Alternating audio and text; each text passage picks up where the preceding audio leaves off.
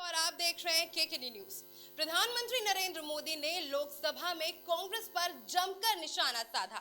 उन्होंने राष्ट्रपति के अभिभाषण पर हुई चर्चा का जवाब देते हुए शायराना अंदाज में कहा, वो जब दिन को रात कहेंगे तो तुरंत मान जाओ, नहीं मानोगे तो वो दिन में नकाब खोज लेंगे, जरूरत हुई तो हकीकत को थोड़ा बहुत मरोड़ लेंगे। वो मगरूर है खुद की समझ पर बेइंतहा, उन्हें आईना मत दिखाओ, वो आईने को भी तोड़ देंगे। ये तीखे वार प्रधानमंत्री नरेंद्र मोदी के हैं। लोकसभा के दौरान मोदी ने और क्या कुछ कहा और किस तरह से अपनी नफरत को शायराना अंदाज में बयां किया, देखिए इस रिपोर्ट में।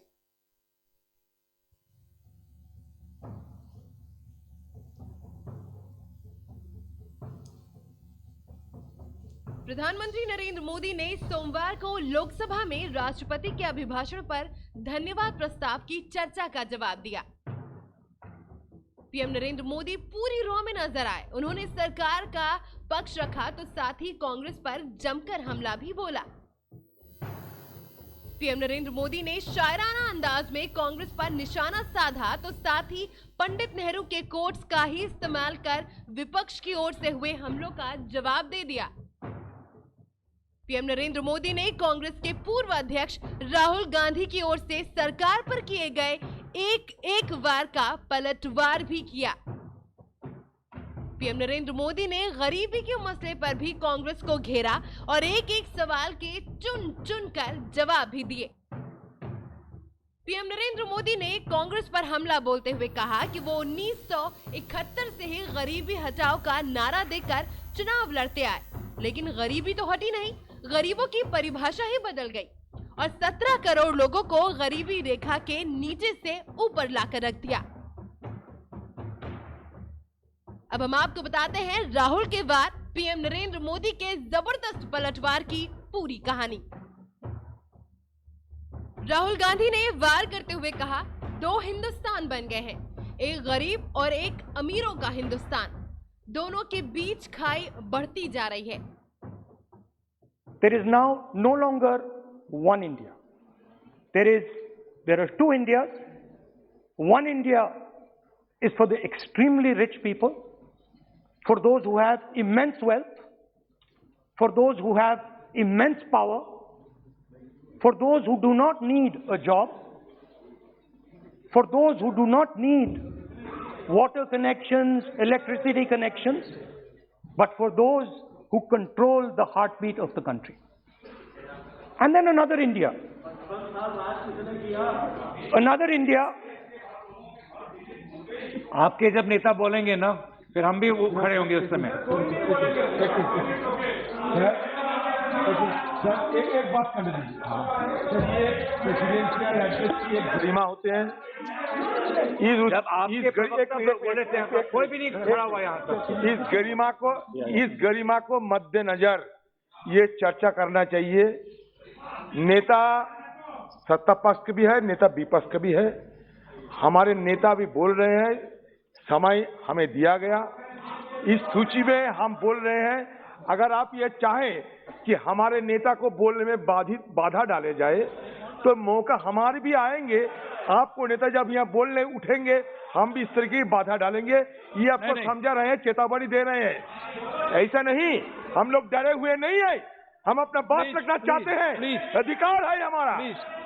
प्लीज नो प्लीज बैठिए, बोलना सभी अध्यक्ष महोदय। For my friends in the government, I want to make it clear that the spirit of what I'm saying is not one of criticism. The spirit with which I speak is one of discomfort with the state of our country.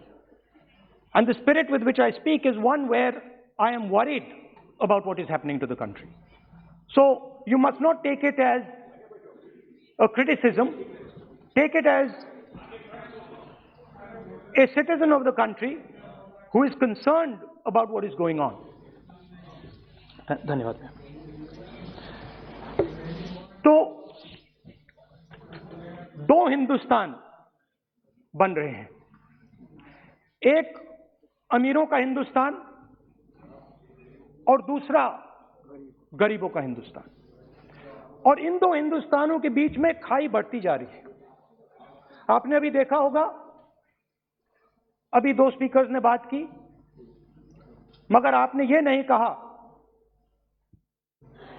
कि रोजगार ढूंढने के लिए उत्तर प्रदेश में, बिहार में railway की नौकरी के लिए वहां पे युवाओं ने क्या किया और क्या हुआ, इसके बारे में आपने नहीं बोला। इस बात पर पीएम नरेंद्र मोदी ने जवाब देते हुए कहा कि कोरोना काल में किसी भी गरीब की भूख से मौत नहीं हुई।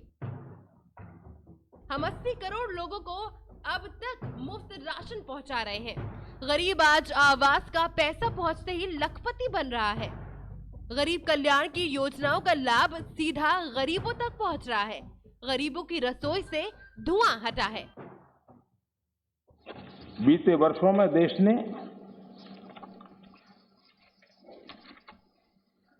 कई क्षेत्रों में, मूलभूत व्यवस्थाओं में बहुत मजबूती का अनुभव किया है और बहुत मजबूती के साथ हम आगे बढ़े हैं। प्रधानमंत्री आवास योजना, गरीबों को रहने के लिए घर हो, ये कार्यक्रम तो लंबे समय से चला है, लेकिन जो गति, जो व्यापकता, विशालता, विविधता उसने उसमें स्थान पाया, उसके कारण आज गरीब का घर भी लाखों से भी ज्यादा कीमत का बन रहा है। और एक प्रकार से जो भी पक्का घर पाता है वो गरीब आज लखपति की श्रेणी में भी आ जाता है। कौन हिंदुस्तानी होगा जिसको इस बात को सुनकर के गर्व न हो कि आज देश के गरीब से गरीब के घर में शौचालय बना है। आज खुले में शौच से देश के गांव भी मुक्त हुए हैं। कौन खुश नहीं है? कौन खुश है?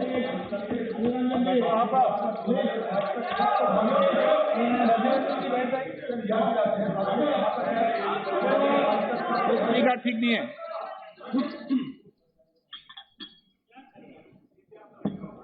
हो गया? प्लीज, मैं बैठने के लिए तैयार हूं। आप बोलिए। नहीं, प्लीज अजीम जी, आपको धन्यवाद करके शुरू करूं।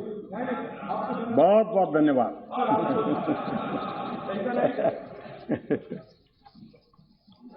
आपका प्यार अजरा अमर रहे।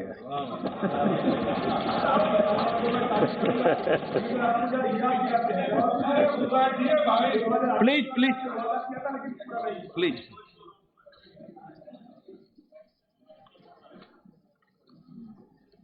आजादी के इतने सालों के बाद गरीब के घर में भी जब रोशनी होती है तो उसकी खुशियां देश की खुशियों को ताकत देती है।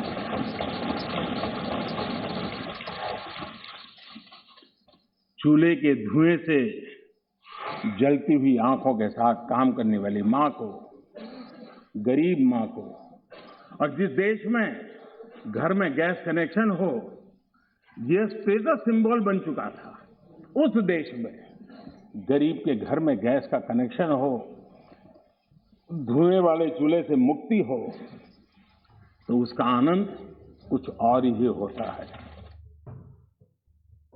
आगे राहुल गांधी ने आरोप लगाया कि 84% लोगों की आमदनी घटी है, वो तेजी से गरीबी की ओर बढ़ रहे हैं। यूपीए की सरकार ने 10 साल में 27 करोड़ लोगों को गरीबी से निकाला था और आपने 23 करोड़ लोगों को गरीबी में वापस डाल दिया। हिंदुस्तान का युवा एक ही चीज मांग रहा है, रोजगार हमें दे दो, और आपकी सरकार नहीं दे पा रही। आपको मैं आंकड़ा देना चाहता हूं। इस पिछले साल 3 करोड़ युवा रोजगार खोए हैं।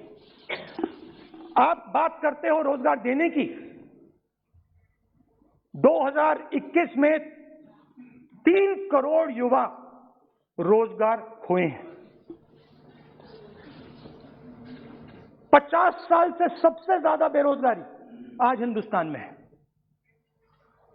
आपने मेक इन इंडिया की बात की, स्टार्टअप इंडिया की बात की, मगर जो रोजगार हमें हमारे युवाओं को मिलना चाहिए वो नहीं मिला, और जो था वो गायब हो गया। और ये सच्चाई है, और इस सच्चाई को आप भी पहचानते हो, क्योंकि आपने भी अपने भाषणों में रोजगार के बारे में कुछ नहीं कहा। कितना रोजगार पैदा किया गया है, किस प्रकार किया गया है, उसके बारे में आपने नहीं बोला, और आप बोल भी नहीं पाएंगे, क्योंकि अगर आप बोलेंगे तो हिंदुस्तान का युवा आपकी ओर देख के कहेगा कि ये मजाक कर रहे हैं। इस बात पर पीएम नरेंद्र मोदी ने जवाब देते हुए कहा कि कांग्रेस 1971 से गरीबी हटाओ के नारे पर चुनाव लड़ती आई है। गरीबी हटी नहीं, यूपीए की सरकार ने गरीबी की परिभाषा ही बदल डाली। 17 करोड़ लोगों को गरीबी रेखा की परिभाषा में बदलाव कर गरीबी रेखा के नीचे से ऊपर लाकर रख दिया। आत्मनिर्भर भारत का जो मिशन है उसको हमने चरितार्थ करने के लिए भरपूर कोशिश की। ये सारी उपलब्धियां ऐसे हालत में देश ने हासिल की हैं जब अंतर्राष्ट्रीय स्तर पर आर्थिक जगत में बहुत बड़ी उथल पाथल आज भी चल रही है। सप्लाई चेन पूरी तरह चरमरा गई है। लॉजिस्टिक सपोर्ट में अनेक संकट पैदा हुए हैं। दुनिया में सप्लाई चेन की वजह से केमिकल फर्टिलाइजर पर कितना बड़ा संकट आया है, और भारत आयात करने पर डिपेंडेंट है। कितना बड़ा आर्थिक बोझ देश पर आया है। पूरी विश्व में हालत पैदा हुई है, लेकिन भारत ने किसानों को इस पीड़ा झेलने के लिए मजबूर नहीं किया। भारत ने वो सारा बोझ देश ने अपने कंधों पर उठाया और किसान को ट्रांसफर नहीं होने दिया है।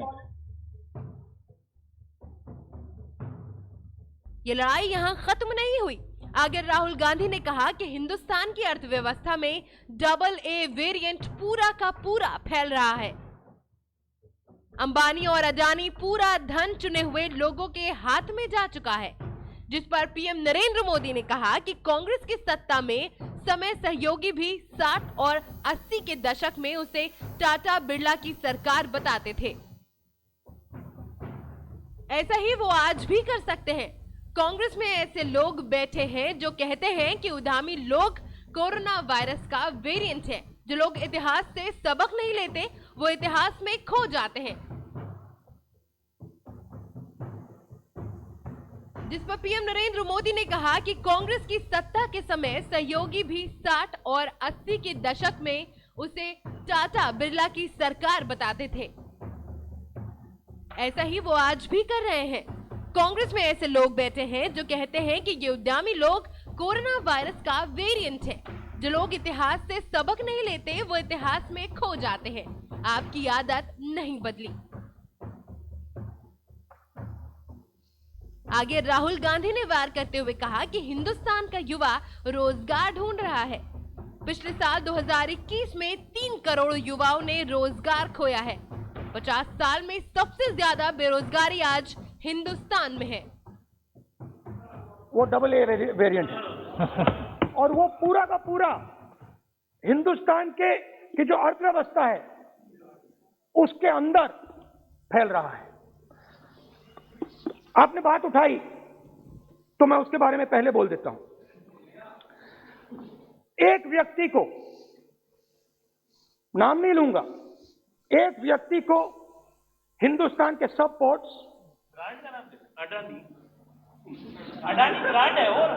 ब्रांड, हिंदुस्तान के सब पोर्ट्स, हिंदुस्तान के सब एयरपोर्ट,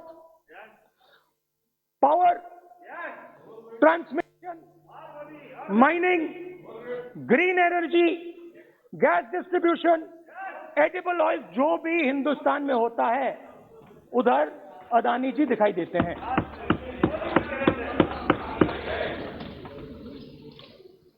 और दूसरी side Ambani ji, petrochemicals, telecom, retail, e commerce में मोनोपोलियां। तो पूरा का पूरा धन जो है चुने हुए लोगों के हाथ में जा रहा है। इस बेरोजगारी के मुद्दे पर पीएम नरेंद्र मोदी ने पलटवार करते हुए कहा कि हमने कई पेंडिंग परियोजनाओं को पूरा कराया है। विदेशी निवेश आ रहा है, हर सेक्टर में उत्पादन बढ़ रहा है। अर्थव्यवस्था जितना विकास करेगी, रोजगार के अवसर भी उतने ही बढ़ेंगे। 2014 से पहले 500 स्टार्टअप्स थे, आज देश में 60,000 से अधिक स्टार्टअप्स हैं।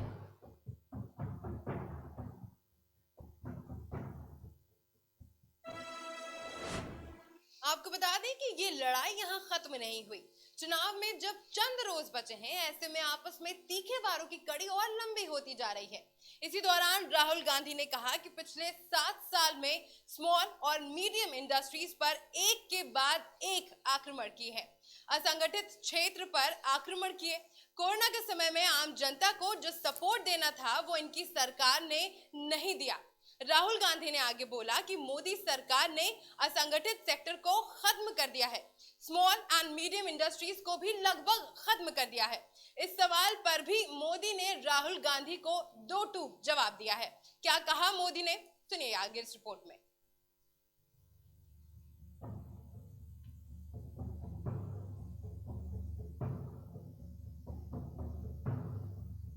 राहुल गांधी के इस तीखे सवाल पर पीएम नरेंद्र मोदी ने कहा कि कोरोना काल में छोटे उद्योगी को सुरक्षित करने के लिए 3 लाख करोड़ की विशेष योजना शुरू की।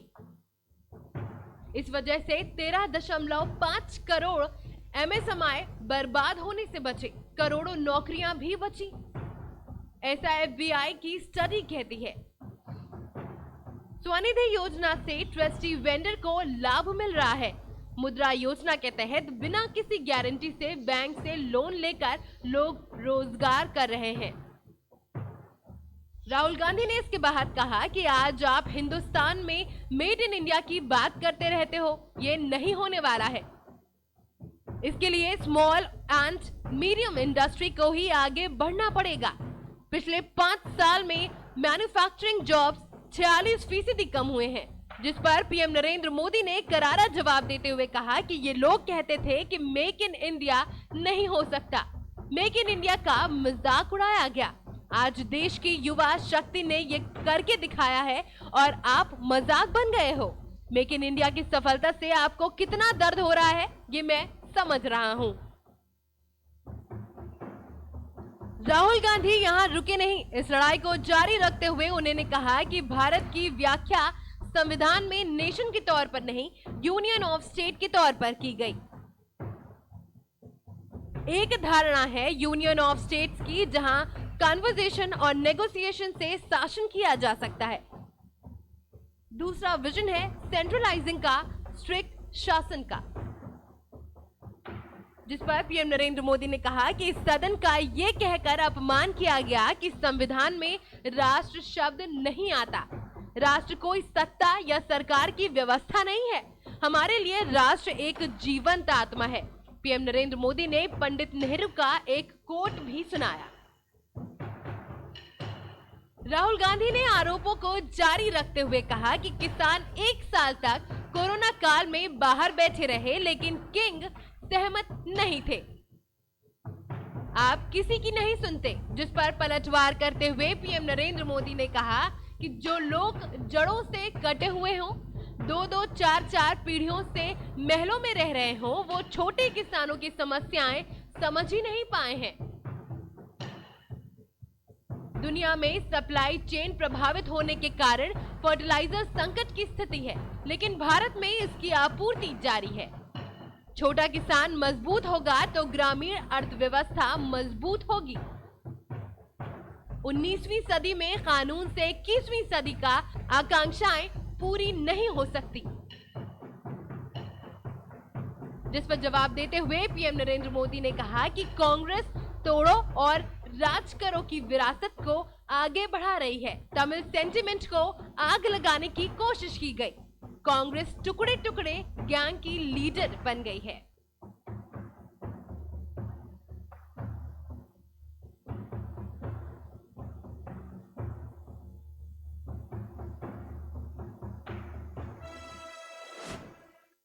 तो देखा आपने कि मोदी ने राहुल गांधी द्वारा उठाए गए हर सवाल, हर आरोप का जवाब कैसे दिया।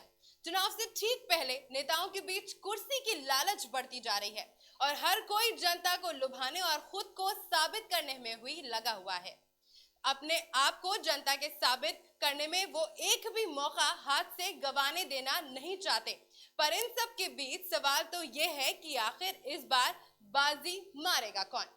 इस खबर पर फिलहाल बस इतना ही। देश और दुनिया की तमाम खबरों के लिए बने रहें हमारे साथ और देखते रहें खबरों की दुनिया।